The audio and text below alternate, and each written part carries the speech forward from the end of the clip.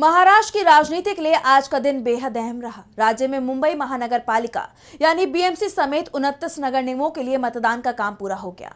Voting के दौरान नेता, अभिनेता और जनता वोट देने के लिए पहुंचे। वोटिंग के दौरान तीखी बयानबाजी भी चलती रही और चुनाव आयोग के फैसले सवालों में घिरते रहे। तो क्या कुछ हुआ मतदान के दौरान, जानेंगे इस रिपोर्ट में। महाराष्ट्र में बीएमसी समेत 29 नगर निगमों के लिए वोटिंग हुई। सभी 29 निगमों को मिलाकर कुल 15,931 उम्मीदवारों की किस्मत का फैसला ईवीएम में कैद हो गया है। चुनाव के लिए सुरक्षा के कड़े इंतजाम किए गए और मुंबई में ही 28,000 के करीब सुरक्षा कर्मी तैनात किए गए।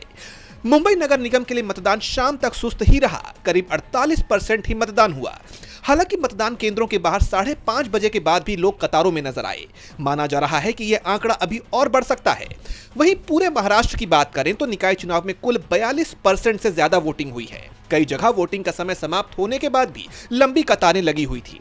जो लोग कतार में लगे हुए थे उन्हें वोट देने की परमिशन दी गई। ऐसे में वोटिंग प्रतिशत में बदलाव होना तय माना जा रहा है। वोटिंग के बाद अब सभी की निगाहें चुनाव नतीजों पर हैं। 16 जनवरी 10 बजे से काउंटिंग शुरू हो जाएगी और देर शाम तक नतीजे सामने आ जाएंगे। शाम को साफ हो जाएगा कि महाराष्ट्र के शहरों में किसकी सरकार बनेगी। लेकिन उससे पहले चुनावी प्रक्रिया गंभीर सवालों से घिर गई है। कई जगहों से मतदान में गड़बड़ी की खबर सामने आई। ठाकरे ब्रदर्स ने उंगली पर लगने वाली स्याही का मुद्दा उठाया। मनसे प्रमुख राज ठाकरे ने कहा कि पहले इस्तेमाल होने वाली स्याही को एक नए पेन से बदला जा रहा है और इस नए पेन को लेकर शिकायतें आ रही हैं। हैंड सैनिटाइजर लगाने पर स्याही गायब हो जाती है। अब एकमात्र विकल्प यही बचा है कि स्याही लगाएं, बाहर जाएं, उसे पोंछें और फिर अंदर आकर दोबारा वोट डाल दें। हालांकि विपक्ष के इन आरोपों पर चुनाव आयोग ने कहा कि ये सब मुमकिन नहीं है। वहीं नासिक में ईवीएम मशीन 2 घंटे तक बंद रही। पुणे नगर निगम चुनाव की वोटिंग शुरू होते ही कुछ जगहों पर ईवीएम मशीनों में तकनीकी खराबी की भी खबरें आईं। एनसीपी-एसपी के नेता रोहित पवार ने कहा कि पुणे और पिंपरी चिंचवड नगर निगम क्षेत्रों में कुछ ईवीएम्स अचानक बंद हो गई थी। कुछ मशीनों में समय करीब 15 मिनट पीछे चल रहा था।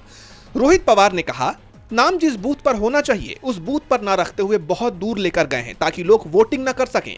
मुंबई में एक मंत्री का ही नाम बूथ पर नहीं है। बूथ के 100 मीटर के दायरे में बीजेपी के कार्यकर्ता हैं। तो शिवसेना यूपीटी नेता आनंद दुबे ने भी गड़बड़ी की शिकायत की और कहा कि चुनाव आयोग की वेबसाइट ठीक से काम नहीं कर रही। इस तरह के कई सवालों से बीजेपी और चुनाव आयोग घिरते दिखाई दिए। ऐसे में अब सबकी निगाहें 16 जनवरी को आने वाले नतीजों पर टिकी हुई है। डीबी लाइव की रिपोर्ट।